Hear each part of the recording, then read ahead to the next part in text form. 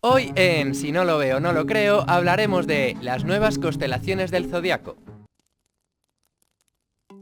Probablemente creciste toda tu vida escuchando que existen 12 signos del zodiaco, y ya dependiendo de si crees o no en la astrología, pensarás que el signo al que perteneces es el que en parte influye en cómo transcurre tu vida. En algunas ocasiones se ha hablado de la existencia de una 13ª constelación del zodiaco, noticia que resurgió de nuevo a finales del 2016 con un estudio que realizó la NASA. Es posible que incluso hayas leído en alguna ocasión que en realidad son 14. Para arrojar un poco de luz sobre este tema y poder entender qué ocurre, si son 12, 13 o 14, es necesario dominar un par de conceptos clave. El primero, la diferencia entre astronomía y astrología. La astronomía es la ciencia que estudia los astros, sus movimientos y las leyes que lo rigen, es decir, estudia los astros desde la visión del pensamiento científico. La NASA, por ejemplo, se ocupa de la astronomía. La astrología, en cambio, según la RAE, estudia la posición y el movimiento de los astros como medio para predecir hechos futuros y conocer el carácter de las personas. No se basa en ningún tipo de planteamiento científico. Digamos que la astronomía es la ciencia que estudia los astros y se rige por lo que está demostrado, y la astrología es la parte esotérica, que cuenta cómo ellos influyen en la vida de las personas. El segundo concepto, pero no menos importante, es entender qué son y cómo se definen los signos del zodiaco. Imagina que trazamos una línea recta que va desde la Tierra al Sol. Esa línea imaginaria iría apuntando a distintas constelaciones conforme la Tierra gira alrededor del Sol. Pues bien, las 12, 13 o 14 constelaciones, según lo estrictos que nos pongamos, que señala esa línea durante el periodo de un año, es decir, el periodo que tarda la Tierra en realizar una vuelta completa alrededor del Sol, corresponderían a las conocidas como constelaciones del zodiaco. Las constelaciones que esa línea cruza y los diversos periodos que señalan cada una fueron definidos por los babilonios hace nada más y nada menos que unos 3000 años. ¿Pero qué es lo que ocurre? Pues que existe una 13ª constelación, Ofiuco, ubicada entre Escorpio y Sagitario, a la que esta línea imaginaria apuntaría entre el 30 de noviembre y el 17 de diciembre. Cabría pensar que lo que ocurrió es que debido a la época y a los pocos medios disponibles, la omisión de esta constelación fue un error de cálculo, pero en realidad no fue así. Los babilonios eran conscientes de esta 13ª constelación,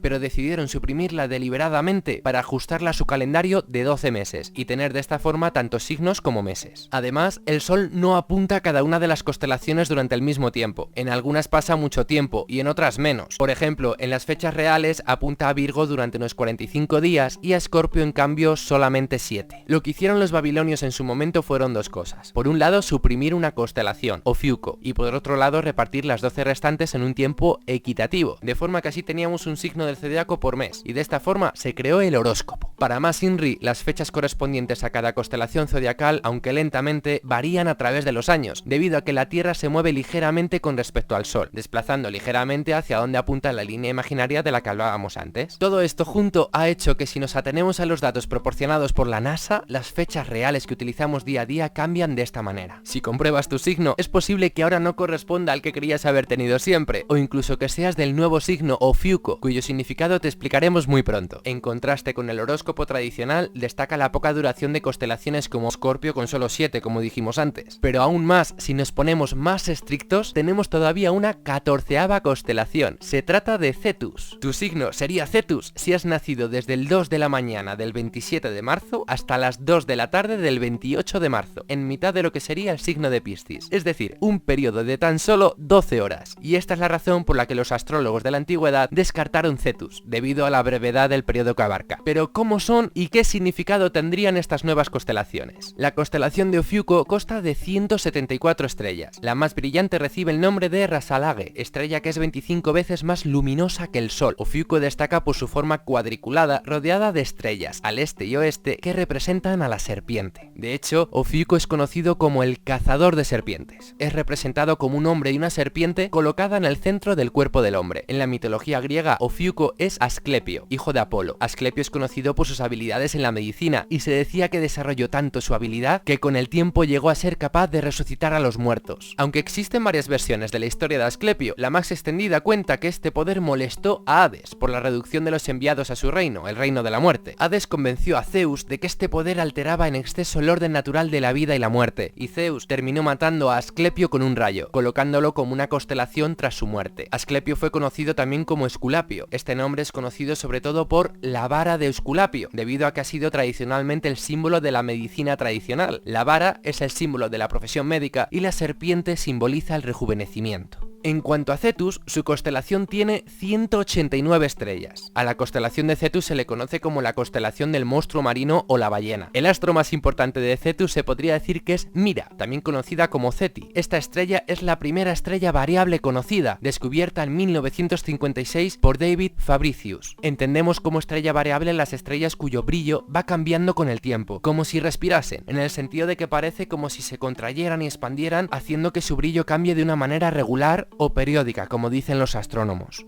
Según la mitología, la leyenda cuenta que Casiopea presumía ser más bella que las Nereidas, las ninfas del mar, por lo que Poseidón, el dios de los mares, castigó al reino con inundaciones y envió al monstruo marino Cetus para hacer pagar por tal osadía. Para poder aplacar la furia del dios, el rey Cefeo y la reina Casiopea consultaron al oráculo de Amón, el cual les dijo que la única manera de retirar el castigo que Poseidón les había hecho era sacrificar a su hija Andrómeda al monstruo Cetus. Así que la encadenaron a una roca en la costa para que Cetus la pudiese devorar. Por suerte, después de que el gran héroe Perseo matase a Medusa, llegó en ese preciso momento al reino y vio a Andrómeda encadenada en la roca esperando su fin, y de esta forma Perseo se enamoró de ella. Perseo habló con Cefeo, el padre de Andrómeda, y llegaron al acuerdo de que Cefeo entregaría la mano de su hija si Perseo acababa con el monstruo Cetus. Así que cumpliendo lo prometido, Perseo logró engañar al monstruo con su sombra y acabó matándolo, consiguiendo así la mano de Andrómeda. Ahora bien, zodiacalmente hablando, para Cetus no ha habido interpretaciones de la personalidad aún, al tener solo 12 horas de duración, pero para el caso de Ofiuco se puede decir, sin ningún tipo de base científica, que sería un signo de fuego y que las personas nacidas bajo este horóscopo tienen 3 influencias distintas. Por un lado, los nacidos del 30 de noviembre al 2 de diciembre. Nos encontraríamos a personas soñadoras, idealistas, viajeras, que se inclinan por profesiones médicas, humanitarias, psicológicas o deportivas. Poseerían facultades para la enseñanza y lo religioso. Serían personas poco tendentes a formar una familia y con tendencia al escapismo. El gran amor para hoy suele convertirse en el gran enemigo del mañana. Del 3 al 12 de diciembre nos encontraríamos a personas relacionadas con los negocios, con facilidad para llegar a acuerdos ventajosos casi siempre. Serían personas emocionales, tiernos, con tendencia a dejarse llevar por lo misterioso, enigmático y los viajes, y poseerían un instinto de protección innato. Serían personas impulsivas y se dejarían llevar por los sentimientos. Serían personas que empiezan muchas cosas y no acaban ninguna. Y del 13 al 17 de diciembre serían personas que serían algo así como los consejeros matrimoniales. Serían individuos